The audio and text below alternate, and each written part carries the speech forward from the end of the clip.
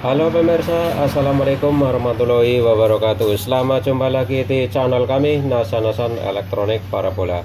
Pada kesempatan hari ini saya akan berbagi tentang bagaimana cara menyambung kabel flyback. Di sini alat-alat yang disediakan adalah kabel flyback yang baik di sini ya. Kabel flyback yang baik, kemudian lem yang saya gunakan ini adalah merek ini. Kemudian ini adalah aluminium yang terbuat dari aluminium ini untuk pelindung nanti supaya tercetak lem pada posisi pada tempatnya. Ini flyback yang mau saya sambung karena ini flyback kabelnya bocor sehingga harus diganti kabelnya seperti ini karena ini bodinya masih baik, belum bocor di area sini, jadi ini harus diganti kabel flyback. Di sini langsung akan saya sambung kabelnya. Ini dimasukkan dulu ini untuk pelindung nanti supaya tercetak pada posisinya sehingga akan menghasilkan hasil yang maksimal. Sini kita sambung flybacknya, kemudian kita patri di sini. Untuk menyambungnya harus kuat di sini, tidak boleh bocor karena flyback ini untuk lewat jalur tegangan tinggi, jadi harus benar-benar kuat dan paten. Kita sambung di sini. Untuk menyambungnya di sini harus rata, tidak boleh ada benjolan-benjolan pada sambungan tinol ini sehingga tidak memicu untuk terjadinya kebocoran nanti setelah disambung. Ini harus rata sehingga menghasilkan apa yang diharapkan, sehingga menjadi sangat kuat di sini, tidak boleh bocor di sini. Ini nanti untuk mencetak lemnya di sini supaya kuat dan tepat. Ini lemnya langsung saya gabungkan sehingga nanti setelah dicampur kita tinggal memasukkan ke dalam sambungan flyback ini. Ini kira-kira nanti bisa masuk atau penuh di area sambungan. Di sini bisa diperkirakan kebutuhannya berapa. Kemudian setelah dicampur seperti ini, kita campur jadi satu supaya merata, supaya nanti kuat hasilnya. Ini adalah berbagai macam lem yang sudah saya uji coba. Saya menggunakan merek ini untuk menyambung kabel flyback, karena kalau kabel flyback ini harus benar-benar kuat, tidak boleh bocor di area kabel, sehingga perlu penanganan khusus untuk menyambung kabel flyback. Ini ditempatkan di sini alat untuk mencetaknya. Kemudian setelah ditempatkan di sini, kita masukkan lemnya di sini supaya nanti hasilnya kuat, sehingga pada posisi masih encer di sini harus segera dimasukkan ke dalam cetakan sambungan. Ini tidak boleh terlalu lama untuk memasukkannya, karena di sini kalau selisih waktu beberapa menit ini sudah membeku sehingga sulit untuk dimasukkan ke dalam cetakan ke area sambungan kabel flyback. Ini adalah caranya seperti ini, dimasukkan ke dalam cetakan sehingga nanti tidak terjadi kebocoran pada flyback ini. Ini ditunggu sampai kurang lebih 20 menit untuk kering. Baru setelah 20 menit ini nanti sudah kering sehingga langsung kita coba hasilnya. Ini kita tunggu, nanti setelah kering baru kita diuji coba. Kelihatannya ini sudah mulai mengering sehingga kita bisa langsung coba ke PCB nya. Ini sudah lebih dari 15 menit sehingga kita pasang ke mesinnya. Hasilnya bagaimana, apa bisa berhasil atau tidak, kita pasang. Ini nanti kalau tidak bocor berarti sambungannya baik sehingga bisa dipakai. Kalau masih terjadi kebocoran berarti mungkin flybacknya sudah ada kelainan, karena biasanya kalau flyback di area bodinya itu ada yang bocor. Kalau di tempel yang satu terjadi kebocoran pada area yang lain. Kita pasang di PCB nya.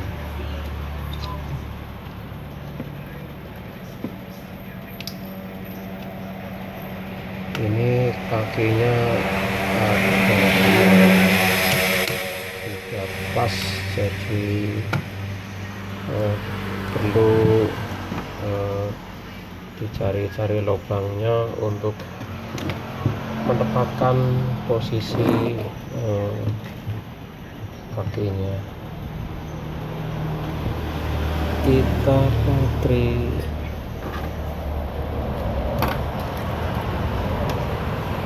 mudah-mudahan masih bisa dipakai oleh tadi, karena pada saat datang mesin televisi ini terjadi pada pangkal ujung kabel yang mau ke motor tegangan tinggi, sehingga dengan uji coba dilihat perlu diadakan pergantian pada kabel flybacknya. Ini adalah televisi merek Samsung Slim 21 in, sehingga mudah-mudahan nanti kalau sudah jadi gambarnya bisa normal kembali, karena mesinnya masih layak dipakai karena tabungnya masih slim atau masih cerah. Kita pasang ke tabung televisinya. Di sini untuk memasang kabel ke tabung, kemudian di sini ada kabel defusing coil kita pasang, kemudian ada kabel defleksi kita pasang di sini. Ini adalah kabel ground ke CRT kita pasang. Kalau untuk memasang kabel-kabel ke CRT, tidak boleh lupa kabel ground CRT harus dipasang, karena kalau tidak dipasang akan terjadi loncatan yang nanti akan berefek pada spark plug yang ada pada mesin ini. Nanti hasilnya bagaimana kita buktikan di sini. Ini adalah televisi yang playbacknya disambung.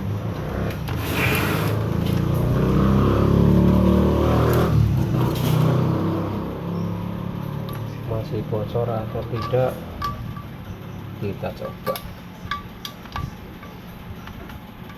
Mudah-mudahan tidak terjadi kebocoran di area kabel ini.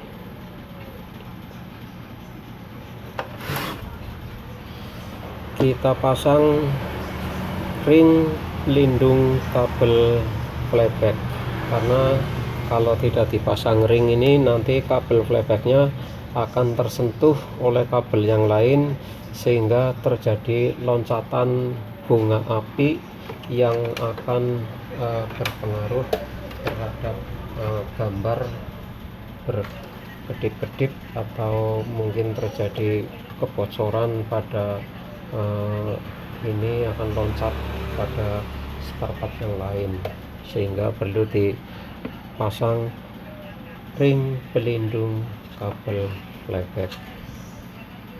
Kita coba di sini, kalau tidak bocor berarti nyambungnya di sini kita berhasil.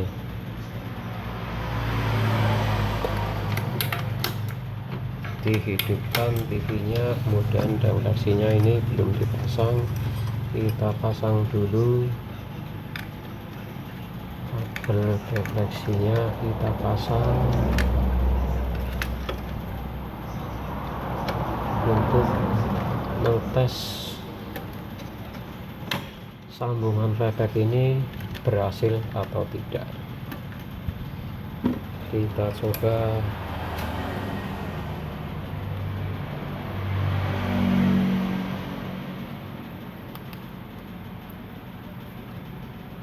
Kita coba di sini, mungkin televisinya sudah hidup atau belum.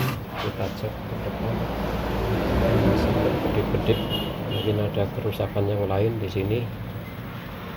Wah, ini ternyata tidak bocor, pemirsa.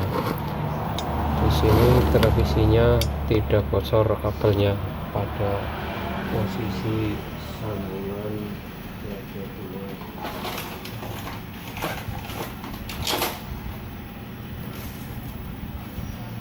Sehingga bisa kita coba ada gambarnya atau belum, atau mungkin ada kebocoran atau tidak, sehingga kita bisa mengetahuinya. Kita coba kasih gambar. Kalau tidak berkedip-kedip berarti sambungan ini tidak bocor. Kalau TV-nya tidak berkedip-kedip, tidak bocor.